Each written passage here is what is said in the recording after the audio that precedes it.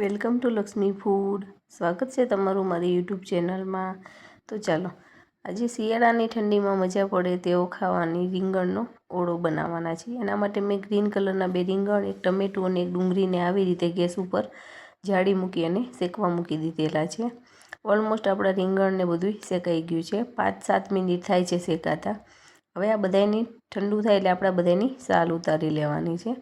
ધીમે ધીમે આવી રીતે છાલ ઉતારી લઈશું. બધું જ વસ્તુ પાકી ગઈ છે. ડુંગળી પણ સરસ પાકી ગઈ છે, ટામેટું અને રીંગણા પણ. કાચા લઈએ ડુંગળી અને ટામેટાં તો પણ ચાલે, પણ શેકીને લઈએ તો એનો ટેસ્ટ બહુ જ સારો આવે છે. હું દર વખતે આવી રીતે શેકીને બનાવું છું. બધાની છાલ ઉતાર્યા પછી રીંગણને આપણે આવી રીતે નાના નાના પીસ કરી લેવાના છે. ડુંગળી અને ટામેટાના પણ નાના નાના પીસ કરી લેવાના છે. ત્યારબાદ એને વઘારવાના છે.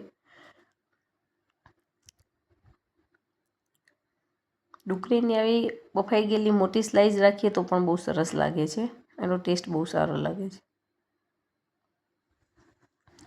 ટમેટાને આવી રીતે ઝીણું ઝીણું કાપી લેવાનું. તો તમે જોઈ શકો છો એકદમ પોચું થઈ ગયેલું છે.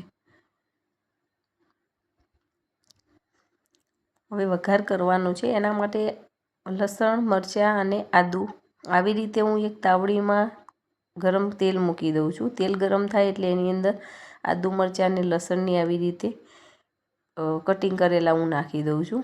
અને આને ધીમા ગેસે એકદમ સાતળવાના છે. સતરાઈ જાય પછી આની પેસ્ટ બનાવી અને પછી શાકમાં નાખવાની છે. જોજો, તમે આવો ટ્રાય કરી જોજો, બહુ જ સરસ લાગશે. ડાયરેક્ટ પણ આપણે ખાડીને નાખી શકીએ છીએ, પણ આવી રીતે શેકી અને પછી ખાડેલું હોય તો એનો સ્વાદ બહુ જ સારો, કેમ કે રીંગણ, ટામેટું, ડુંગળી બધું શેકેલી વસ્તુ હોય છે. અને આ પણ શેકાઈ જાય એટલે એકદમ મીઠાશ આવે છે શાકમાં. તો આપણે દબાઈને જોઈ લેવાનું છે. 2 થી 3 મિનિટની અંદર આ શેકાઈ જાય છે. શેકાઈ ગયું છે. હવે આને ખાણીની અંદર નાખી અને એકદમ ખાંડી લેવાનું છે. બધી જ વસ્તુ તૈયાર થઈ ગઈ છે. તો એના માટે આપણે અહીંયા ઇન્ગ્રીડિયન્ટ્સ લીધેલા છે. બાફેલું રીંગણ, શેકેલું રીંગણ છે, 2 રીંગણની પેસ્ટ છે એ રહી, આદુ, મરચાં, લસણ, ટામેટાં, ડુંગળી, લીલી ડુંગળી અને હું લીલું લસણ પણ એડ કરું છું. ગરમ મસાલો અને જનરલ મસાલા એડ કરવાના છે. તો ચાલો એક પેનમાં આપણે તેલ લઈ લઈશું. તેલ થોડુંક ચડિયાતું રાખીએ છીએ આપણે, કેમ કે બધું તેલની અંદર આપણે ચડવા દેવાનું છે એટલા માટે. તેલ ગરમ થઈ જાય એટલે એની અંદર આપણે વઘાર કરી લઈશું. આપણું તેલ ગરમ થઈ ગયું છે. એની અંદર 1 ચમચી રાઈ નાખી લેવાની છે. રાઈ ફૂટી જાય પછી એની અંદર આપણે જીરું નાખીશું. રાઈને એકદમ તતડવા દેવાની છે. ત્યારબાદ જીરું નાખવાનું છે. ત્યારબાદ એની અંદર ચપટી હિંગ નાખી ને આપણે વઘાર કરી લઈએ છીએ. મીઠા લીમડાના પાન એડ કરી લેવાના છે. ત્યારબાદ આપણે જે શેકીને ક્રશ કરેલું આદુ, લસણ અને મરચાંની પેસ્ટ ઉમેરી દઈશું અને એને બરાબર સાતળી લઈશું. ઓલરેડી આપણે એને સાતળેલું છે એટલે બહુ વધારે ટાઈમ નથી રાખવાનું. તરત જ એની અંદર ડુંગળીની મેં મોટી મોટી સ્લાઇસ રાખી છે એ એડ કરી દઉં છું. એ પણ પાકેલી છે, એને પણ બહુ વાર નહીં લાગે સાતળા.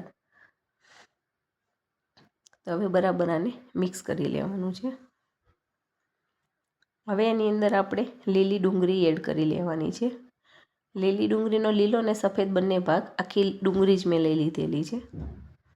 અને આની અંદર લીલી ડુંગળીનો સ્વાદ બહુ જ સરસ આવશે. એકી સૂકી ડુંગળી નાખીએ તો પણ ચાલે, પણ અત્યારે શિયાળામાં અવેલેબલ હોય એટલે હું લીલું લસણ અને લીલી ડુંગળી બંને એડ કરું છું. બરાબર આપણે આને મિક્સ કરી લઈશું. ત્યારબાદ એની અંદર આપણે થોડુંક મીઠું નાખીશું, જેથી કરીને આપણે આ જે બધા શાકભાજી છે એ સરસ પાકી જશે. અને થોડી હળદર નાખીએ છીએ, જેથી કરીને આનો કલર પણ બહુ જ સારો આવે છે. ને મિક્સ કરી અને આને થોડીક વાર ડુંગળી અને લસણ કાચું છે એને પાકવા દેવાનું છે. હવે એનું ઢાંકણ બંધ કરી અને આપણે 2 થી 3 મિનિટ માટે થવા દઈશું. હવે એની અંદર ટામેટાં એડ કરવાના છે. ટામેટાં પણ પાકી ગયેલા છે એટલે એને પણ ચડતા વાર નહીં લાગે. અને હવે બધું આપણે બરાબર મિક્સ કરી લેવાનું છે. તમે જોઈ શકો છો શાકનો કલર કેવો સરસ લાગી રહ્યો છે।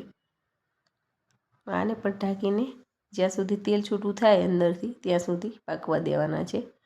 ત્યારબાદ લાસ્ટમાં આપણે જે રીંગણ શેકીને એની પેસ્ટ બનાવી હતી એ એડ કરી દેવાની છે, કેમ કે શેકાઈ ગયેલા છે એટલે એને પણ ચડતા બહુ વાર નથી લાગતી, અને લાસ્ટમાં ઉમેરવાના છે બધા જ શાકભાજી પાકી જાય પછી। ક્યાંક મોટું વેજીટેબલ આમાં લાગતું હોય તો આપણે ચમચાની મદદથી થોડું પ્રેસ કરી અને એને ભાગી દેવાનું છે। હવે એની અંદર આપણે મસાલા કરવાના છે, તો એની અંદર હું નાખું છું 1 ચમચી સૂકું મરચું। મીઠું આપણે થોડીક વાર પહેલાં નાખ્યું હતું એટલે અત્યારે અડધી ચમચી જેવું જ મીઠું નાખવાનું છે, અને સહેજ હળદર નાખવાની છે, કેમ કે હળદર પણ આપણે પહેલાં એડ કરેલી હતી। અને 1 ચમચી ધાણા જીરું નાખી દઉં છું। ત્યારબાદ બધું મિક્સ કરી લેવાનું છે। તમે જુઓ શાકનો કલર એકદમ સરસ લાગી રહ્યો છે, અને એની અંદર તેલ પણ સરસ છે ચડિયાતા પ્રમાણમાં। આને આપણે બાજરાના રોટલા હંગાતે રોટલી ભાખરી બધાની સાથે ખાઈ શકીએ છીએ, પણ રોટલા સાથે ઓળો બહુ જ સારો લાગે છે, અને શિયાળામાં આપણે રોટલા સાથે સર્વ કરીએ છીએ।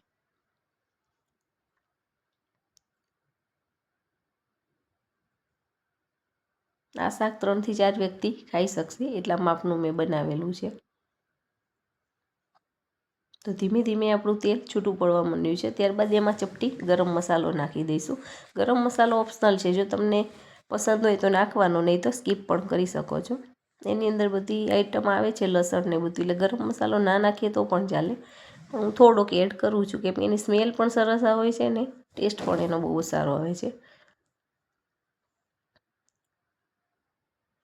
ત્યારબાદ એની અંદર નાખવાના છે લીલા ધાણા। તો આપણું ઓળાનું શાક તૈયાર થઈ ગયું છે। તો હવે આપણે એક સર્વિંગ બાઉલમાં લઈને આને સર્વ કરી દઈશું। તો તમે પણ આવી જ રીતે ઓળો બનાવજો, અને તમારો ઓળો કેવો બને છે એ પણ મને કમેન્ટમાં કરીને કહેજો। અને આવા નવા રેસીપીના વિડીયો જોવા માટે મારી ચેનલને લાઇક કરો, શેર કરો અને સબસ્ક્રાઈબ કરો, અને બેલ આઇકોન દબાવવાનું ના ભૂલતા, જેથી કરીને આવનાર તમામ નવી રેસીપીના વિડીયો સૌથી પહેલાં તમારી સુધી પહોંચી જાય।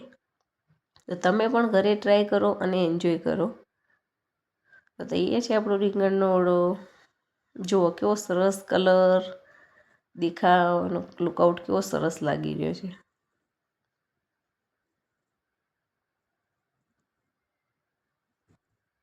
તો ચલો તમે પણ ટ્રાય કરજો। Thank you.